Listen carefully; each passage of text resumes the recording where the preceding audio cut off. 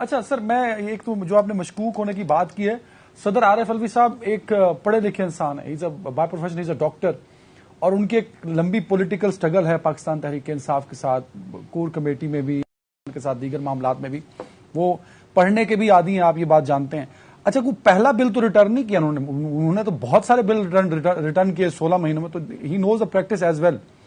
لیکن کل ایک اور بات بھی اس میں ایڈ کرنا چاہتا ہوں، کیونکہ کل ہم سب ٹی وی چینلز نے آفیشیل سیکرٹ ایکٹ کی منظوری چلا دی ٹی وی چینلز پہ، صدر کے آفس میں بھی 10-12 ٹی وی لگے ہوئے ہیں، تو ٹی وی سے تو ان کو اپڈیٹ ہو گیا ہوگا کل ہی، تو 24-27 گھنٹے ان کو کیوں لگے یہ ٹویٹ کرنے میں؟ اور بل کے ریٹرن کے معاملے میں وہ لگ ایسے رہا ہے کہ یہ پہلی دفعہ کو بل جو ہے وہ ریٹرن کر رہے ہیں، اتنے کنفیوز کیوں ہیں؟ کیا گرفتاریوں کے بعد شاہ محمود کی اور اسد عمر کی، اور پھر لگا کہ اس آفیشیل سیکرٹ ایکٹ میں خود خان صاحب بھی ٹارگٹ ہیں، تو کنفیوز ہو کے یا کسی ڈر سے انہوں نے یہ ٹویٹ کیا اپنے آپ کو بچانے کے لیے؟ دیکھیں، جو مجھے پتا ہے میں تو وہی آپ کے ساتھ شیئر کر سکتا ہوں کہ پرسوں پہلی دفعہ میری اطلاع کے مطابق پرسوں جب مختلف ٹی وی چینلز پر یہ خبر آئی کہ صدر عارف الوی صاحب نے آفیشیل سیکرٹ ایکٹ اور آرمی ترمیمی بل پر انہوں نے دستخط کر دیے ہیں، تو انہوں نے اپنے عملے سے پوچھا بھی کہ میں نے آپ سے کہا تھا کہ بل واپس کر دیں، آپ نے بل واپس بھیج دیے ہیں؟ انہوں نے کہا ہم نے بل واپس بھیج دیے۔ تو ان سے کہا گیا یہ میڈیا پہ خبریں چل رہی ہیں کہ میں نے دستخط کر دی، انہوں نے کہا میڈیا ہے جی، میڈیا تو جھوٹ بولتا ہے۔ تو یہ عدنان صاحب، آپ کی اور میری اوقات یہ ہے کہ جو ہے وہ جو اعلی اقتدار کے ایوان ہیں، وہاں بیٹھے ہوئے جو افسران ہیں، وہ اپنی اپنی گیم کھیل رہے ہوتے ہیں، تو جب اس میں میڈیا کی خبر کا ذکر آتا ہے تو کہتا ہے میڈیا تو جھوٹ بولتا ہے جی۔ تو انہوں نے میڈیا کو جھوٹا قرار دے کے تو صدر صاحب کو فارغ کر دیا۔